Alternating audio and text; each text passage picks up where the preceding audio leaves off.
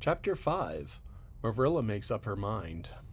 Get there they did, however, in due season. Mrs. Spencer lived in a big yellow house at White Sands Cove, and she came to the door with surprise and welcome mingled on her benevolent face. "Dear, dear," she exclaimed, "you're the last folks I was looking for today, but I'm real glad to see you. You'll put your horse in, and how are you, Anne?" "I'm as well as to be expected, thank you," said Anne smilelessly. A blight seemed to have descended on her. "I suppose we'll stay in a little while to rest the mare," said Marilla, "but I promised Matthew I'd be home early. The fact is, Mrs. Spencer, there's been a queer mistake somehow, and I've come to see where it is. We send word, Matthew and I, for you to bring us a boy from the asylum. We told your brother Robert to tell you we wanted a boy 10 or 11 years old." "Marilla Cuthbert, you don't say so," said Mrs. Spencer in distress. "Why, Robert sent word down by his daughter Nancy, and she said you wanted a girl. Didn't she, Flora Jane?" appealing to her daughter who had come up to the steps. "She certainly did, Miss Cuthbert," corroborated Jane earnestly.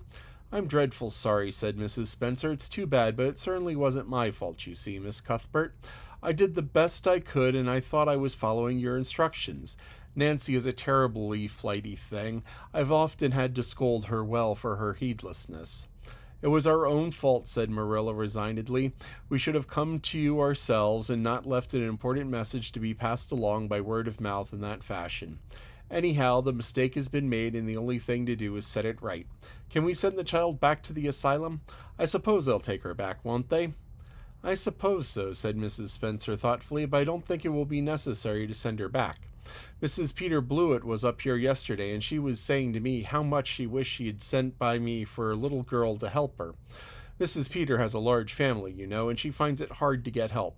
Anne will be a very great girl for you. I call it positively providential." Marilla did not look as if she thought Providence had much to do with the matter. Here was an unexpectedly good chance to get this unwelcome orphan off her hands, and she did not even feel grateful for it.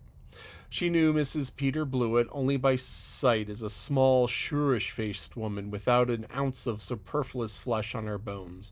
But she had heard of her. A terrible worker and driver, Mrs. Peter was said to be, and discharged servant girls told fearsome tales of her temper and stinginess and her family of pert, quarrelsome children. Marilla felt a qualm of conscience at the thought of handing Anne over to her tender mercies. "Well, I'll go in and we'll talk the matter over," she said. "And if there isn't Mrs. Peter coming up the lane this blessed minute," exclaimed Mrs. Spencer, bustling her guests through the halls into the parlor, where a deadly chill struck on them as if the air had been strained so long through the dark green, closely drawn blinds that it had lost every particle of warmth it had ever possessed. "This is real lucky, for we can settle the matter right away. Take the armchair, Miss Cuthbert, and you sit here on the ottoman and don't wriggle. Let me take your hats. Flora Jane, go out and put the kettle on. Good afternoon, Mrs. Blewett. We were just saying how fortunate it was that you happened along. Let me introduce you two ladies. Mrs. Blewett, Miss Cuthbert. Please excuse me for just a moment. I forgot to tell Flora Jane to take the buns out of the oven." Mrs. Spencer whisked away after putting up the blinds. Anne, sitting mutely on the ottoman with her hands clasped tightly in her lap, stared at Mrs. Blewett as one fascinated. Was she going to be given to the keeping of this sharp-faced, sharp-eyed woman? She felt a lump coming up in her throat and her eyes smarted painfully.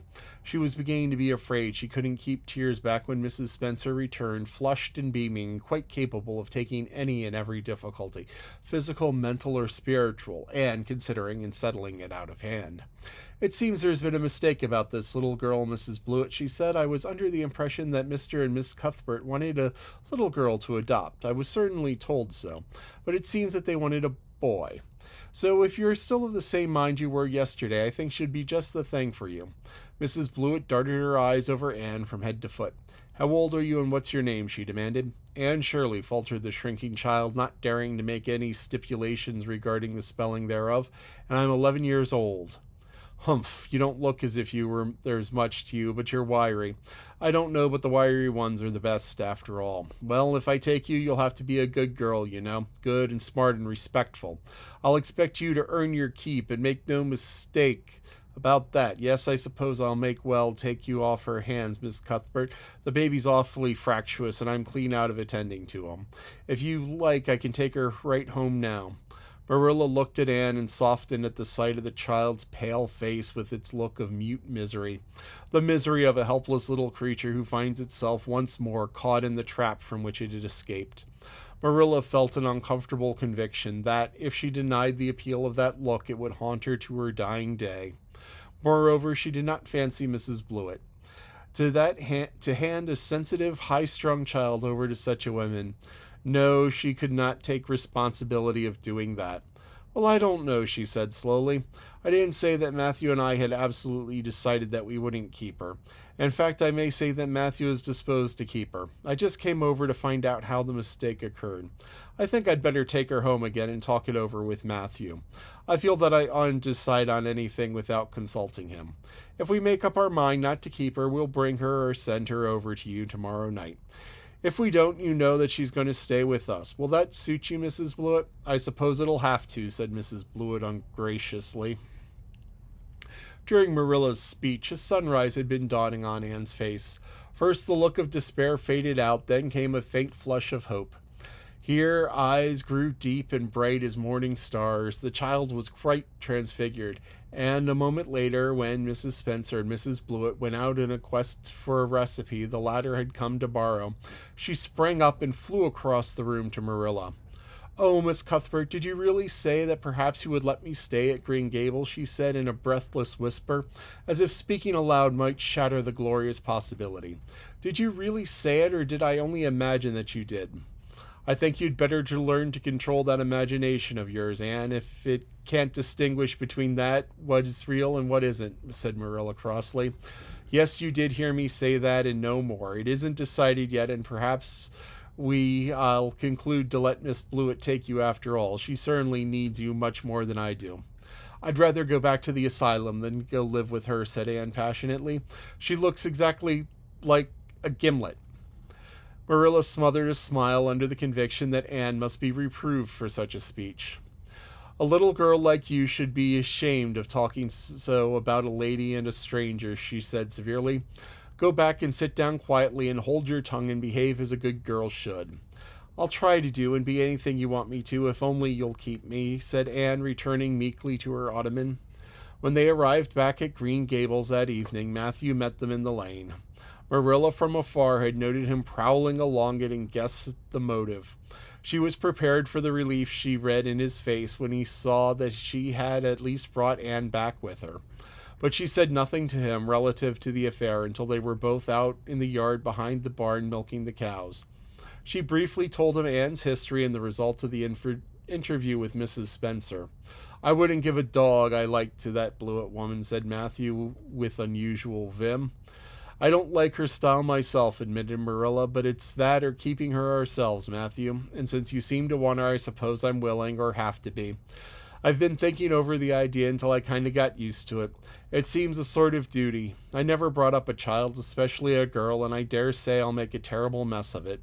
But I'll do my best. So far as I'm concerned, Matthew, she may stay." Matthew's shy face was a glow of delight. "Well, now, I reckon you'd come in to see that light, Marilla," he said. She's such an interesting little thing." "It'd be more to the point you could say she was a useful little thing," retorted Marilla.